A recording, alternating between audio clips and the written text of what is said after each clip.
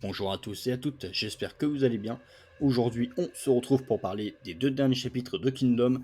J'ai pas eu le temps de faire de review la semaine dernière, du coup, on va se parler des deux chapitres dans cette vidéo. Enfin, en ce qui concerne le chapitre 793 de la semaine dernière, il n'y a pas énormément de choses à dire, donc ça va être assez rapide. On avait donc un chapitre qui, globalement, tournait autour de la mort de Denrimi, donc qui était le deuxième général, enfin le troisième général en réalité, mais deuxième général à l'heure actuelle en cette guerre, de l'armée de Uzen. Donc, on a un Uzen qui a perdu son premier général, Aku, et son deuxième général, Denrimi, sachant que Maku était déjà mort précédemment. On a donc les éléments principaux de l'armée d'Uzen qui sont morts finalement, il reste que Sou, mais bon, le problème étant que il peut clairement pas faire grand chose, hein. Il a déjà du mal à organiser une retraite, donc voilà. Denrimi lui-même d'ailleurs lui a dit que franchement bon, son niveau, on va dire, pour stratégique pour organiser une retraite est vraiment pas fou, clairement. Donc là, c'est un petit peu la galère. Et on avait dans le chapitre en même temps un Uzen qui nous dévoilait clairement un nouveau visage. Un Uzen qui était vraiment pas bien, hein, il était en sueur. Un Uzen qui nous montre qu'il tient à ses hommes, hein, très clairement. On avait déjà pu le voir finalement en analysant plus profondément le personnage de Uzen, que Uzen est en réalité quelqu'un d'assez sentimental et qu'il tient à ses hommes. Mais justement, son masque était là exprès pour essayer de cacher ses émotions. Sauf qu'ici, le masque commence clairement à tomber, et pas qu'un peu. On avait donc un chapitre qui se terminait sur la mort de Denring. On arrive donc ici sur un chapitre, donc le 794, qui nous mène donc sur la retraite de Uzen. On a donc Uzen qui continue de se retirer, et on a directement un chapitre qui s'ouvre avec le rapport au QG de Rimoku. Les informations vont très vite, clairement. Ici, ça va extrêmement vite. Alors, on sait pas exactement où est Riboku en fait sur la carte, donc on sait pas combien de temps mettent les informations pour se balader. Mais à première vue, ça va vraiment pas mettre très très longtemps, d'accord. Donc ça déjà c'est un élément assez intéressant parce que Riboku a quand même un certain temps de retard, mais pas énormément.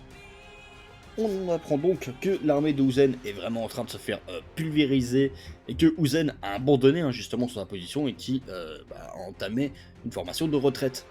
Donc forcément qu'il est obligé de laisser ses hommes sur le champ de bataille pour retenir Shibasho, comme Saro et tout le tralala. Donc autant dire que ils se font clairement massacrer, parce que bon, des hommes comme ça en général, ça pique un peu quand même. Donc voilà, sachant que Aku et Denrimi sont morts, donc là, globalement, ils n'ont plus personne pour les diriger. Il faut retenir ça aussi. Là, c'est vraiment la cohue générale.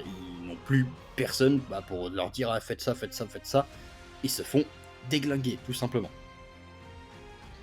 On apprend donc, donc la retraite de Uzen, et on a Riboku qui directement demande et la tête de Uzen, ça en est où? Parce que Riboku, il le sait. Avoir l'armée d'Uzen, c'est une chose. Avoir la tête d'Uzen, c'en est une autre. Un Uzen, il faut le tuer quand on en a l'occasion, clairement. C'est un personnage pour lequel, si on se loupe une fois, la deuxième fois, on pourra pas l'avoir. C'est-à-dire que là, si Riboku a pu gagner ici, c'est justement parce qu'il avait ses cartes. Il avait ses cartes que Uzen ne connaissait pas. Et il a pu mettre en place justement son plan comme il le voulait, littéralement à la lettre, et ce qui fait que Uzen s'est fait détruire, parce qu'il n'avait pas les informations. Sauf qu'ici, Uzen, il a les informations maintenant. Il sait qu'il y a Shibasho, il sait qu'il y a Kansaro, il sait qu'il y a Saika en général, et voilà, il sait un petit peu les stratégies disponibles de Riboku. Donc c'est-à-dire que là, si Uzen revient, il va rouler sur Riboku, mais complètement.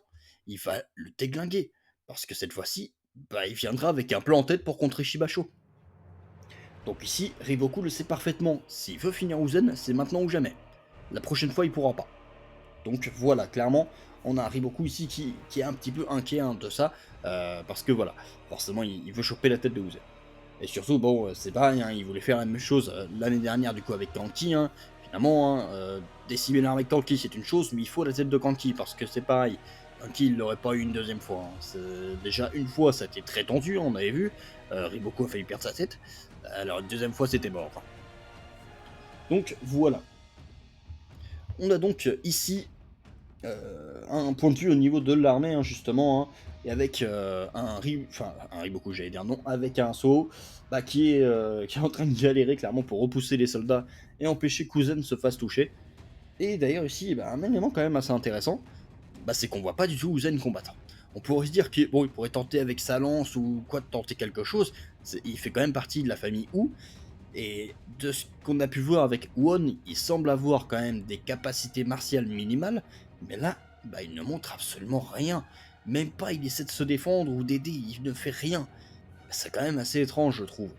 Parce que pour un Wu, bah, c'est quand même possible normalement d'être stratégique et en même temps de combattre. Suffit de voir Uki, quoi. Je veux dire, quand on regarde Ukotsu, c'est un monstre de puissance. Uki, c'est un monstre de puissance. Uon, c'est un monstre de puissance aussi, alors que c'est le fils de Uzen. Donc pourquoi est-ce que Uzen bah, ne se bat pas, en fait, tout simplement?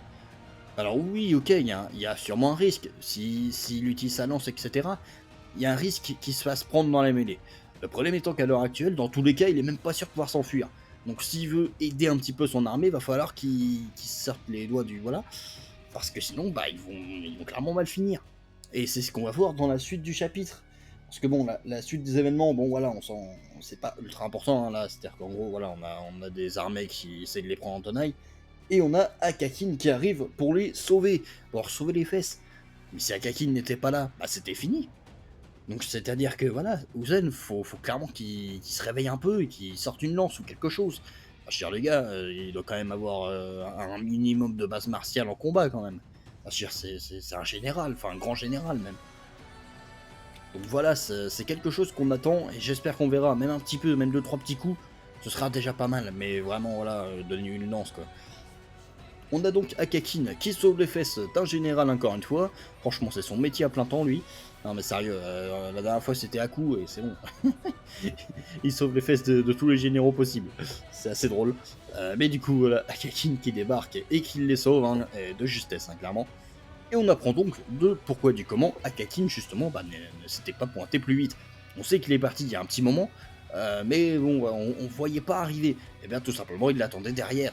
Parce qu'il a vu tout de suite de l'extérieur que c'était mort. Il ne pouvait pas passer et c'est arranger la situation. Il aurait juste été pris dans la mêlée et aurait été obligé de se sacrifier comme les autres. Autant dire que voilà, il s'est dit bon, on va attendre qu'il sorte hein, et puis on va boire de café à l'extérieur. Donc très bon plan d'Akakin hein, finalement, Akakin qui est un excellent stratège. C'est pas juste un mec un peu cinglé, qui a un sourire chelou. Non, c'est aussi quelqu'un qui voilà, est un excellent stratège. Et ça c'est très cool pour Uon hein, justement. Euh, et c'est sûrement très cool aussi plus tard pour l'armée de Uzen. Mais ça j'y reviendrai un peu plus tard dans la vidéo. On a donc Kakin qui commence à rigoler, hein, qui demande bon, c'est quoi ma récompense? Je vais quand même vous sauver les fesses, j'espère que voilà, je vais finir blindé. Un petit peu d'humour de la part d'Akakin, ça fait jamais de mal. Et après cela, hein, et c'est là où c'est très intéressant, on a un Uzen qui enfin se ressaisit, un minimum tout du moins. Puisqu'il va dire à Akakin justement en gros, reste modeste frérot, c'est à moi que tu parles. Là. Et qui va dire, quelque chose qui justement a fait beaucoup réagir dans ce chapitre, je suis justement en train de réfléchir à un plan pour revenir. Et là, il y a pas mal de possibilités par rapport à ça. Alors déjà, il y a la possibilité que la traduction puisse être un petit peu erronée. Donc ça, c'est déjà quelque chose à prendre en compte dans le sens de cette phrase. Parce que préparer du coup un plan hein, pour revenir, d'accord. Mais pour revenir tout de suite derrière, c'est-à-dire que là, il nous fait une retraite stratégique qui revient demain, ou est-ce qu'il nous fait une retraite, on retourne à la frontière et on revient dans 10 ans? Il y a les deux possibilités en fait, et c'est là où on peut se poser la question. Mais pour moi, s'il fait un plan ici dans l'immédiat en plein champ de bataille, c'est qu'il veut revenir.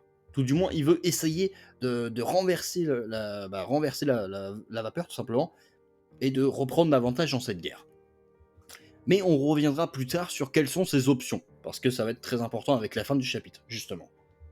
On a donc Sou hein, et toute la clique hein, qui se barre, et qui justement nous explique que jusqu'à présent, l'armée d'Usen n'avait jamais subi de défaite, ce qui est vrai, puisqu'on a toujours entendu la phrase hein, du Usen qui nous disait, ou ces soldats qui nous disaient que Usen ne participe jamais à une guerre qu'il n'est pas sûr de gagner.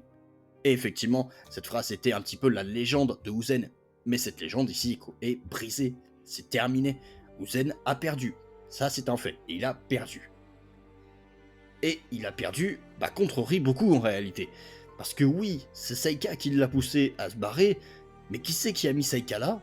C'est Riboku. C'est Riboku qui a organisé toute cette stratégie, qui a coincé Shin, qui a coincé Won. C'est Riboku qui a fait tout ça, qui a coincé Utanwa aussi dans un sens. C'est grâce à Riboku tout ça.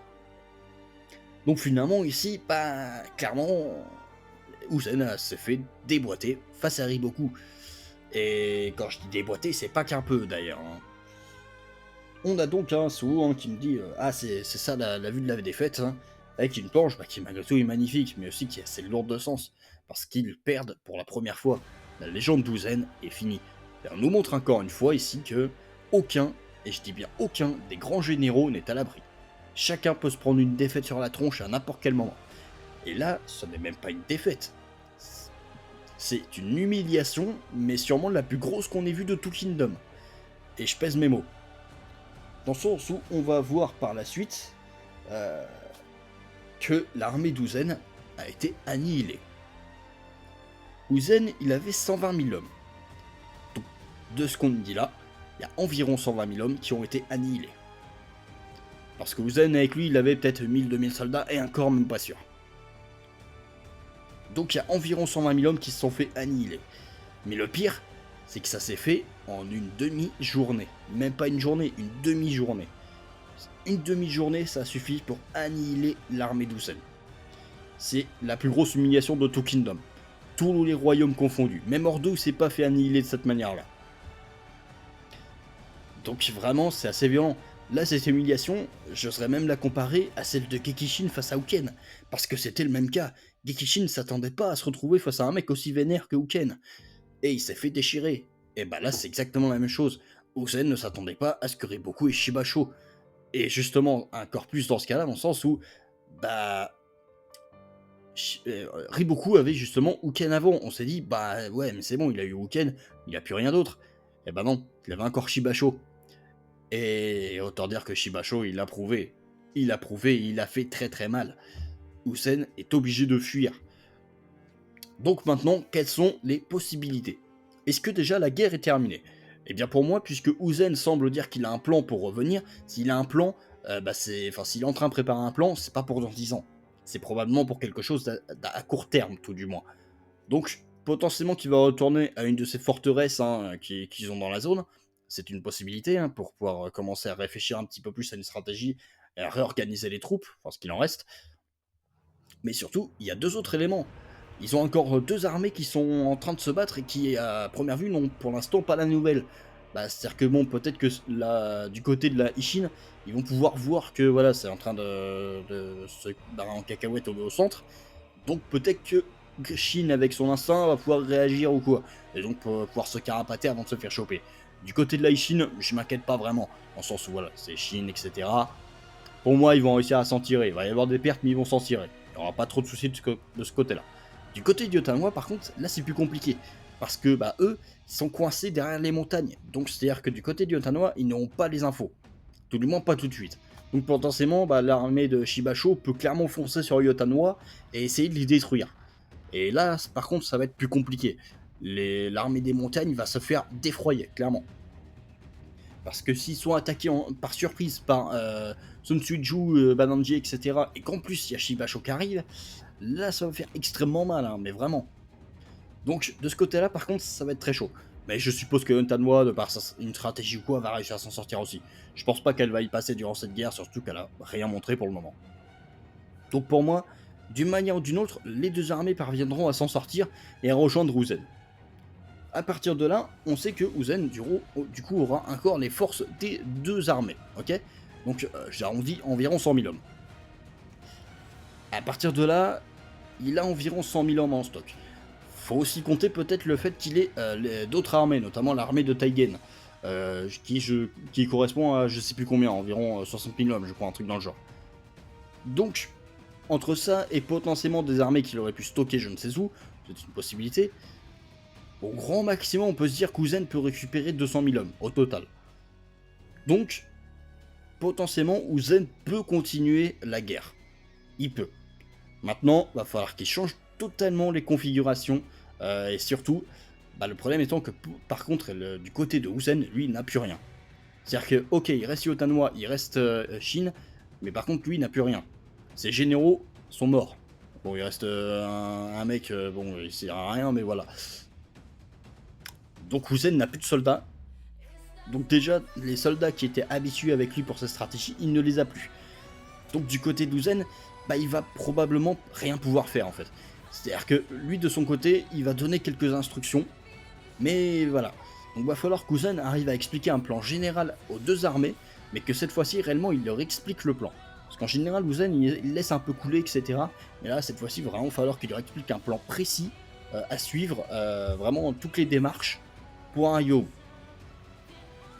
C'est le seul moyen vraiment de renverser la situation. Donc il y a moyen. Maintenant, est-ce que Uzen va prendre ce risque? Bah, je pense que oui, puisqu'ici, bah, il veut continuer, il semblerait tout du moins. Il semblerait qu'il veut continuer, donc ce qui veut dire que pour lui, il y a encore une chance. Maintenant, on me dira, ouais, mais le problème Shibasho, il est là. Oui, mais je pense que Uzen, c'est aussi qu'il a Shin. Et Shin, bah, c'est quand même un sacré élément, hein. Car si Shibasho peut servir de moissonneuse-batteuse ou de tondeuse à gazon avec des soldats, Shin peut faire la même dans le sens inverse, hein, clairement. Donc ici, mettre la Ishin au centre, potentiellement pour contrer Saika, bah, c'est pas du tout con, mais vraiment pas du tout. Alors ok, ça donnerait une confrontation entre Shin et Shibasho, mais ce serait complètement le moyen de bloquer Shibasho. Vraiment, il n'y aurait pas mieux. Maintenant, le problème étant que Shin et Shibasho vont sûrement se neutraliser au niveau de leurs armées. Ok, c'est-à-dire qu'on va avoir Kyukai qui va pouvoir gérer Kanzaro sans problème et limite elle peut le découper. Vraiment, mais c'est sans problème, hein, sans forcer. Il y a Kyurei qui est là.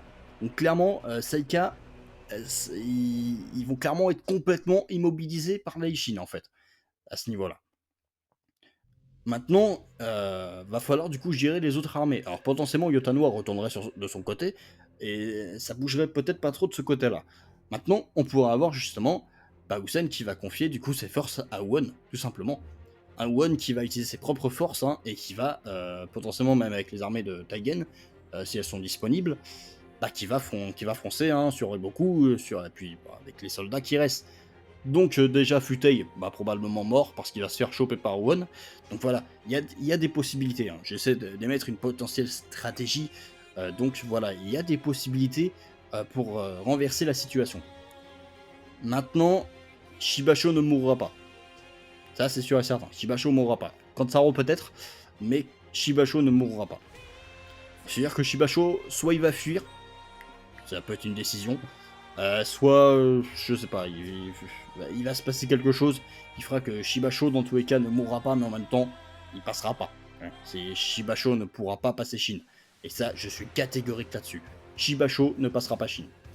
C'est pas possible.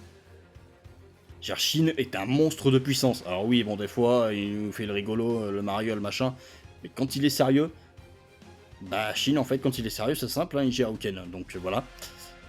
Je pense que de toute façon tout le monde a lu, hein. Shin gère Uken quand il est à fond, ok. Donc il s'est écoulé encore du temps, donc à l'heure actuelle, Shin est même plus fort.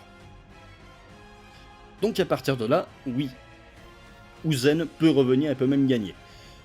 Donc voilà, je pense que j'ai assez parlé Chomo pour cette vidéo. J'ai essayé d'être assez clair justement sur ce que je pense pour la suite, mais voilà. Maintenant, si vous voulez mon avis, oui, dans tous les cas, Uzen a déjà perdu, on va dire, cette première bataille. Ça, c'est perdu. C'est sûr et certain, il s'est fait exploser, mais complètement. Maintenant, faut voir s'il arrive à se venger directement derrière. Ça, nous verrons bien de toute façon, je pense, dès le prochain chapitre. Sur ce, je pense que j'ai assez causé. Donc nous, on se retrouve pour une prochaine vidéo, hein, et puis dites-moi ce que vous en avez pensé. Allez, bye tout le monde.